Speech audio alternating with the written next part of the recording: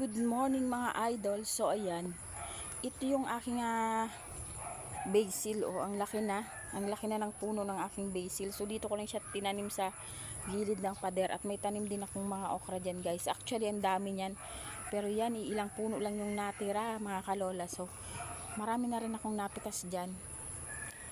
At ayun nga, maglalabas sana ako. Pero yung panahon ay ayaw makisama mga idol. So umaambon. Actually umulan kagabi.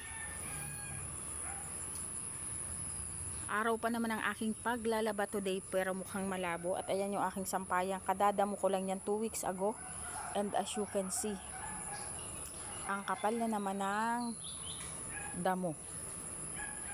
Ibang ako sa pagbabasa kanina.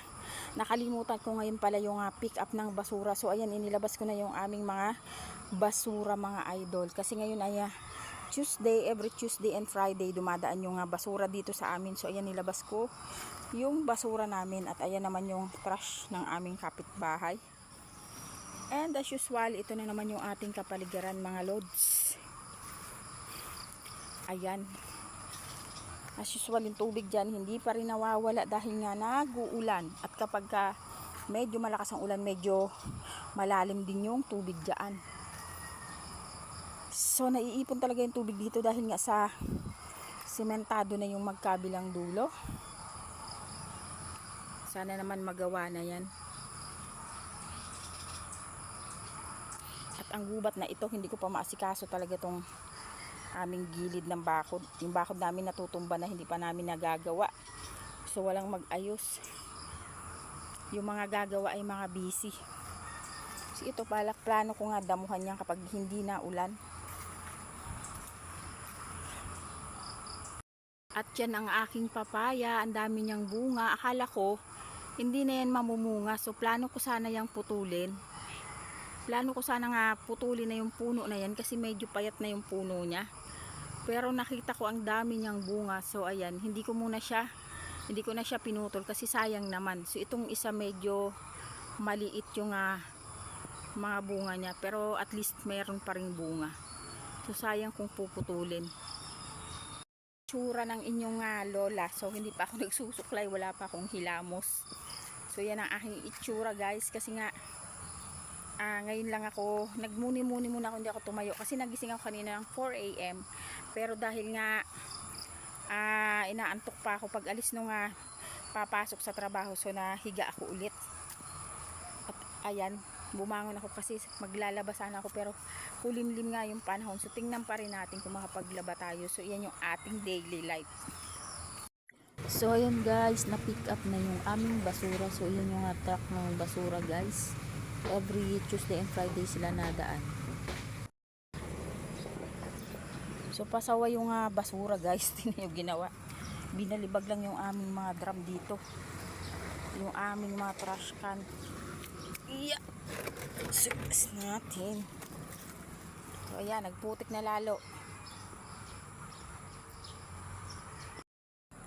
So ayan guys, ito yung sitwasyon ng kalsada. Dumaan yung truck at bumaon yung mga gulong niya dyan hanggang dun. So ang tagal makaalis ng truck ng basura.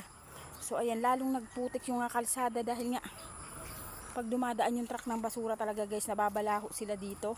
So nagrereklamo talaga guys yung truck kapag dumadaan yung truck ng basura dito dahil nga ang lalim ng putik. So dahil tinambakan to guys, lalong lumalim yung putik din sa daanan. So ayan, ting dumadaan yung basura dyan ay nababalaho sila dyan. So ayan, kadadaan lang ng basura dyan sa side na yan, ang tagal nila bago nakaalis dyan dahil nga bumaon yung gulong ng truck. So sana naman magawa na ito ng solusyon kasi nga ayan, mag-e-election na naman. Kumusta naman? Ang sabi nga yung year na to gagawin yan, tapos narinig ko mukhang next year na naman daw. Aba, 8 kaming botante dito sa bahay, tas ganyan lang. Aba. Sana naman magawa na ng paraan yan. Kasi nga, sayang naman yung boto namin sa inyo kung ganyan. So, ayan. Tingnan nyo yan, naglawa na. Every time na dadaan yung basura, ganyan ang sitwasyon.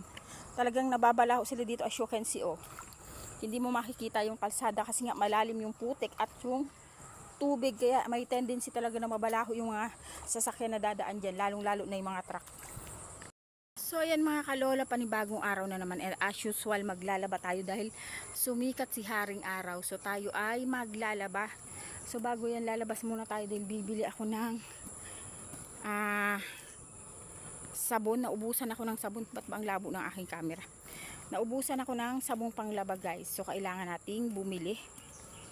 So hindi muna ako magbo-voice over today kasi nga medyo hinihingal talaga ako guys. Actually nagpa-schedule ako ng laboratory dahil nga para malaman natin kung ano ang aking problema. Simula guys nang ako ay nabakunahan nung sa COVID at nang magka-COVID, ayan, grabe, madali akong mapagod, madali akong hingalin. So ito yung kalsada guys, bakalat dito sa amin guys, pero puro dahon, walang mga plastic, puro ganyan lang, which is natural kasi nasa bukid tayo. So ayan na naman yung abandoned house. So ayan, punta muna ako ng tindahan mga idol. Ayan, busy na naman tayo today, it's laundry day. So sino ang kumakain sa inyo dyan guys? Ito ay lubi-lubi ang tawag dito sa amin. Tingnan nyo guys, ang daming ibon. So ayan, ang daming ibon guys, lalo kapag summer, ang dami-daming ibon dyan. Yung mga malalaking ibon guys na puti, ayan ang dami nila dyan. Lalo na kapag tag-araw. So ayan, ginagawa nilang tambayan yung mga puno dyan. So buhay bukid. So ayan nga guys, at itunuloy ko na ang aking paglalaba. So samantalahin natin habang mainit ang araw dahil maya maya ay uulan na naman. So samantalahin natin yung sikat ng araw para tayo ay makatuyo ng ating mga labahin. So ayan nga't minamadali ko na yung pagsasampay yan guys bago umulan na naman. Madalas na umuulan ngayon guys sa hapon, kaya habang maaga tayo ay maglaba-laba na dyan mga kalola. So ganito yung gawain natin, lagi na lang paulit-ulit na lang ang ating trabahong bahay. Trabahong walang katapusan dahil habang naglalaba ka ay meron na namang mga labahin mamaya-maya. At ayun nga guys, pagkatapos ng aking paglalaba ay tinawag ko to nga magbobote at pinaputol ko yung kulungan ng aming aso guys dahil medyo napakalaki niya. So para kumasya yan sa iisang aso lang naman yung ating ikukulong at napakabigat din kasi guys transfer niyan. So kailangang putulin at nang malinis din yung ating mga basura. At ayun, pagkatapos ko nga dyan ay naligo na ako guys dahil nga medyo nangangati na ang lola nyo. So ayan nga, naglalagay tayo ng sunblock. So sunblock lang guys yung aking ginagamit sa aking face para hindi naman tayo masyadong mangitim. At pagkatapos nyan guys, ito nga't nagluto ako ng patola na may miswa dito para sa aming tanghalian mga kalola. So ganito lang ang ating life araw-araw, pa ulit-ulit lang ang ating ginagawa, walang katapusan, trabaho, linis at luto araw-araw. Hi guys, ayan, good afternoon. So ngayon lang ulit nakapag-vlog, nakapag-video dahil nga na-busy na naman tayo, ang dami nating ginagawa. So hindi ko na nabibidyohan yung iba kong ginagawa dahil alam niyo nakakalimutan ko na dahil sa dami ng aking trabaho sa bahay.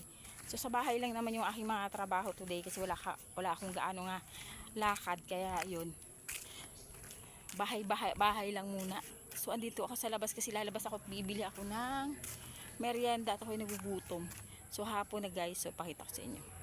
Usual yan yung view natin dito sa daanan. Mga mangga yan guys at mga saging. So ganyan yung view dito sa amin. Kabilaan ay mga puno. So pupunta muna ako guys sa tindahan at ako'y may bibilhin. So ayan nga, maglakad lang tayo guys, maglakad-lakad para tayo ay ma-exercise at nang hindi naman tayo lalong manaba, lalo na't nakatambay lang tayo buong araw sa loob ng bahay. So kailangan din natin maglakad-lakad para naman ma-exercise tayo mga kalola. So ayan guys, tapos nang matrim yung mga damo rito. Ayan, na-trim na yung mga damo dito sa aming paligid ng kalsada. So, malinis na.